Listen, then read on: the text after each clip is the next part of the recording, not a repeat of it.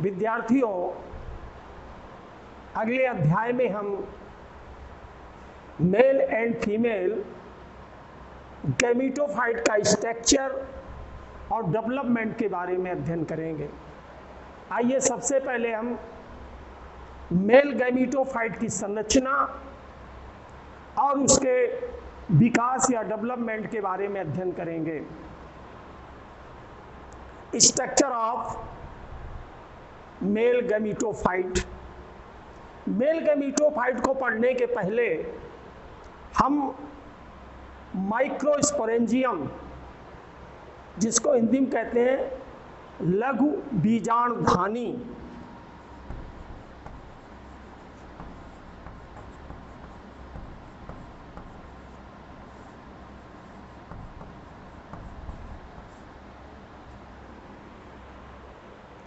पूर्व के अध्याय में जब मैंने आपको पुष्प के बारे में अध्ययन कराया था तो उसमें नर जननांग के रूप में पुमंग का अध्ययन किया था और यह बताया था कि पुमंग पुंकेसरों का एक समूह होता है और नर जनन की इकाई उसे हम पुंकेसर कहते हैं। यहाँ पर हम एक पुंकेसर या स्टमेन, इसके अलावा इसका एक और नाम है जिसको कहते हैं माइक्रोस्पोरोफिल यानी लघु बीजाणुपर्ण। क्यों इसको कहते हैं लघु बीजाणुपर्ण? चूंकि इसी संरचना में माइक्रोस्पोरेंजियम स्थित होती है और इस माइक्रोस्पोरेंजियम यानी लघु बीजाणुधानी के अंदर ही उसके पोलन सैक में, अब आप कहेंगे पोलन सैक क्या होता है? इसी पोलन सैक को, इसको हम पोलन सैक कह दें, पोलन सैक, परागकोश। इसी परागकोश का दूसरा नाम है माइक्रोस्पोरेंजियम।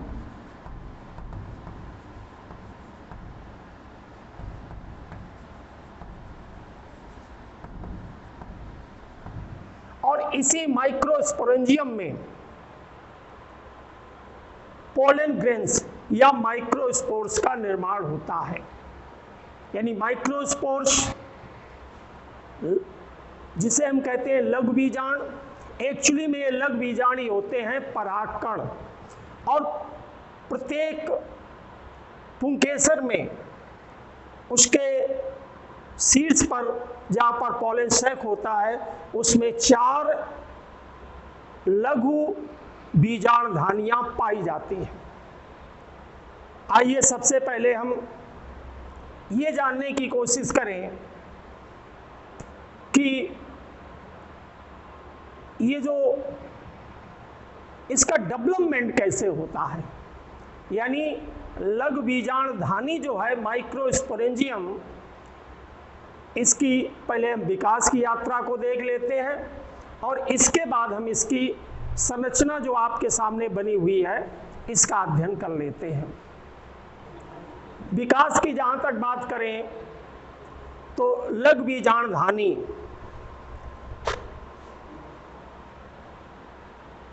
संरचना आपके सामने बनी हुई है।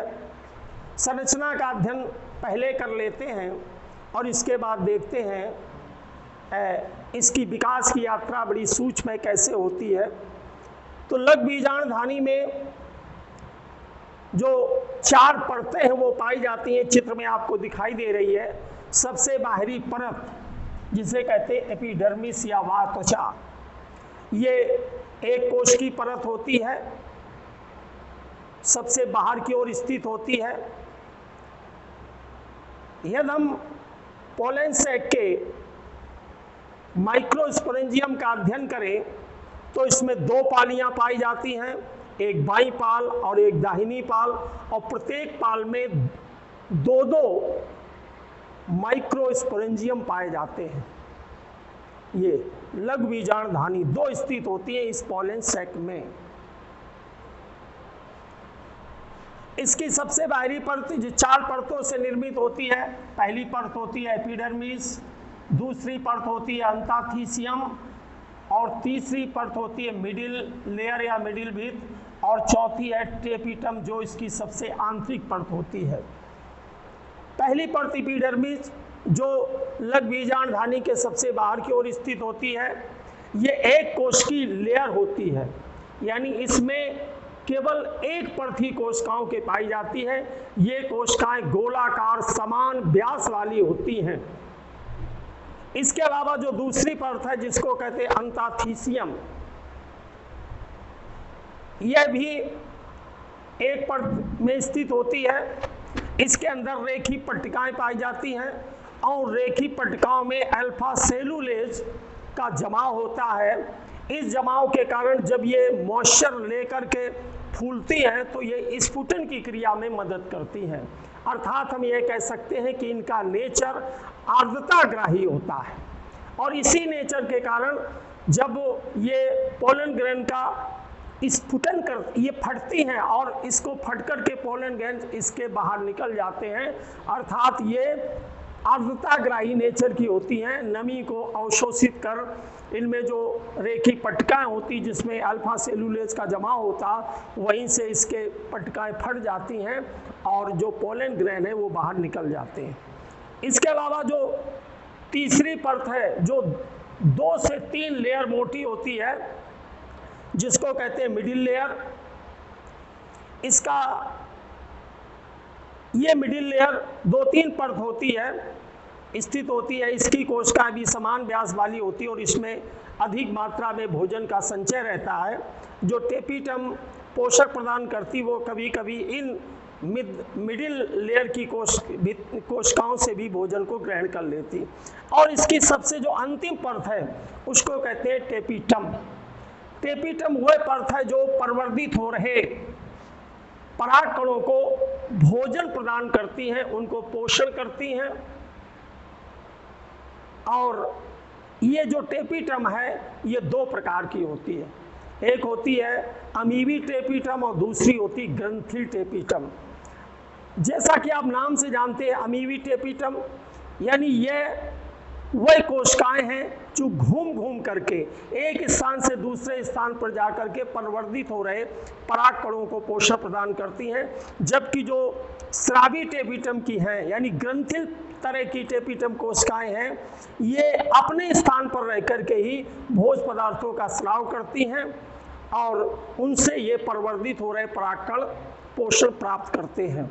दूसरा काम टेपिटम का है कि टेपिटम में पाए जाने वाली फ्यूबिस कोशिकाएं यूबिस कणों का निर्माण करती हैं, जो जमकर के स्पोरोलेनिन का निर्माण करते हैं। ये स्पोरोलेनिन की परत पराग कणों के ऊपर जम जाती है, जो इसे परिलक्षित करने में सहायता करती है। यानी विषम परिस्थितियों में पराग कणों को बाहरी माध्यम से बचाने का कार्य करती है स्पोरोलेनिन की परत, जो इसी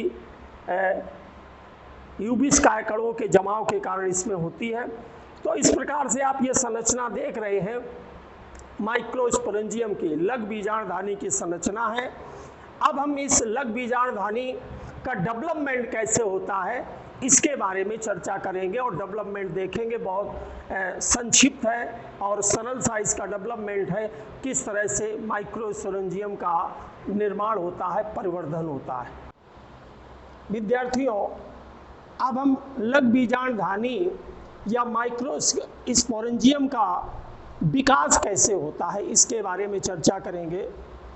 तो हम सभी जानते हैं कि परागकोश वाय त्वचा द्वारा अवतरित अविभेदित एक जैसे आकार की कोशिकाओं का समूह होता है और इन कोशिकाओं में कुछ संरचनात्मक परिवर्तन होते हैं और संरचनात्मक परिवर्तन के परिणाम स्वरूप परागपुटों का निर्माण होता है।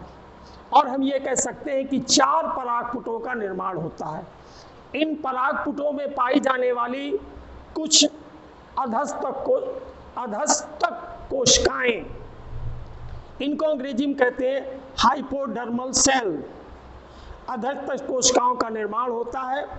इन अधस्तक कोशिकाएं आकार में बड़ी होती हैं, इनका जीव द्रव अत्यधिक सघन होता है और फिर इन्हीं आकार में बड़ी और सघन जीव द्रव युक्त कोशिकाओं को प्रपशु कोशिकाएं या आर्चीपोरियल सेल्स कहते हैं। इन आर्चीपोरियल सेल्स में अनेक परिणत विभाजन होते हैं और परिणत विभाजन के फलस्वरूप इनमें दो प्रकार की कोशिकाओं का निर्माण होता है। पहली होती है प्राथमिक भित्ति कोशिकाएं, जो आगे चल करके माइक्रोस्पोरेंजियम में पाई जाने वाली 4 भित्तियों का निर्माण करती, जो हम पहले पढ़ चुके हैं। पहली भित्ति का नाम है वायत्वचा, दूसरी भित्ति का नाम है अंताथीसियम, और तीसरी भित्ति मिडिल लेयर, और चौथी है टेपिटम। इसके अलावा जो दूसरे प्रकार की कोशिकाओं का निर्माण होता है, जो है प्राथमिक बीजाणुजन कोशिकाएं, ये आगे चल के प्राथमिक बीजाणुजन कोशिकाएं, जो इनको हम कहते हैं माइक्रोस्पोर मदर सेल्स, ये आगे चल के बीजाणुजन कोशिकाओं में रूपांतरित हो जाती हैं, और ये बीजाणुजन कोशिकाएं ही बाद में पोलन ग्रेन या माइक्रोस्पोर्स का निर्माण करते हैं। तो इस प्रकार हम देखते हैं कि माइक्रोस्पोरेंजियम का किस तरह से विकास होता है, उनका डेवलपमेंट कैसे होता है, और किस प्रकार इनमें भित्तियों का निर्माण होता है और माइक्रोस्पोर्स का भी निर्माण होता है।